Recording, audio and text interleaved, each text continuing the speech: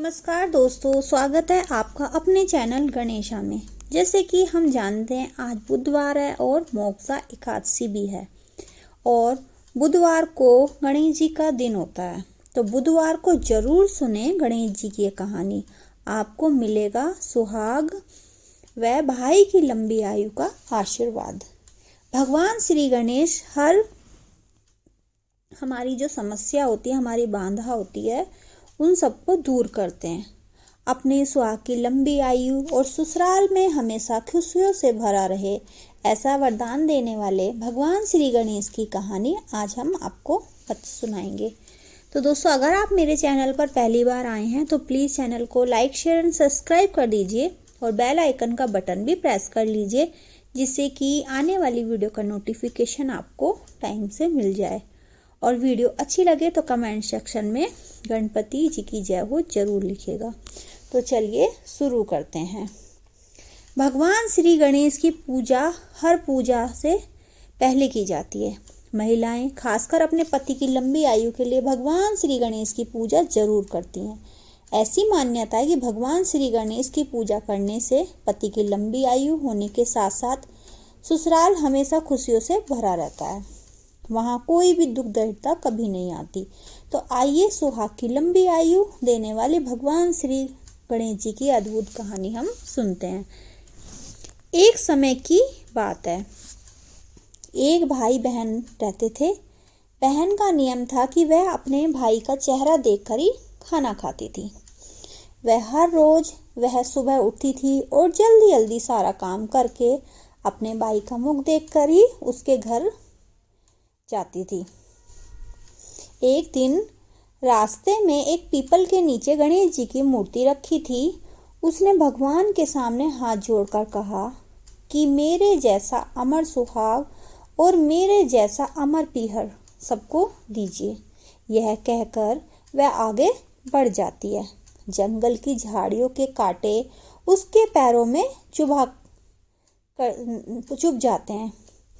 एक दिन भाई के घर पहुंची और भाई का मुख देखकर बैठ गई तो भाभी ने पूछा, पैरों में क्या हो गया है?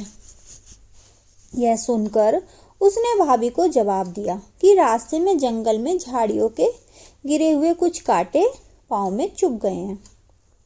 जब वह वापस अपने घर को आई तब भाभी ने अपने पति से कहा कि रास्ते को साफ करवा दो, आपकी बहन के पाँव में बहुत सारे कांटे चुभ गए हैं। भाई ने तब कुल्हाड़ी लेकर सारी झाड़ियों को काटकर रास्ता साफ कर दिया, जिससे गणेश जी का स्थान भी वहां से हट गया। यह देखकर भगवान गुस्सा हो गए और उसके भाई के प्राण हर लिए। लोग अंतिम संस्कार के लिए जब भाई को ले जा रहे थे तब उसकी भाभी रोते हुए लोगों से कहने लगी, थोड़ी देर रुक जाओ, उसकी बहन आने वाली है। वह अपने भाई का मुख देखकर बिना देखे बिना नहीं रह सकती, उसका यह नियम है। तब लोगों ने कहा, आज तो देख लेगी पर कल कैसे देखेगी? रोज दिन की तरह बहन अपने भाई का मुख देखने के लिए जंगल में निकली। तब जंगल में उसने देखा कि रास्ता साफ किया हुआ है। तब वह आगे बढ़ी तो उसने देखा कि सिद्धि विनायक को भी वहां से हटा दिया गया है।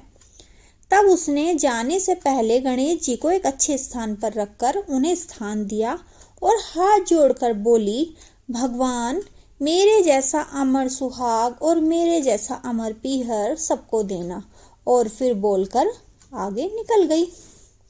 भगवान सोचने लगा, अगर इसकी नहीं सुनी तो हमें कौन मानेगा, हमें कौन पूजेगा?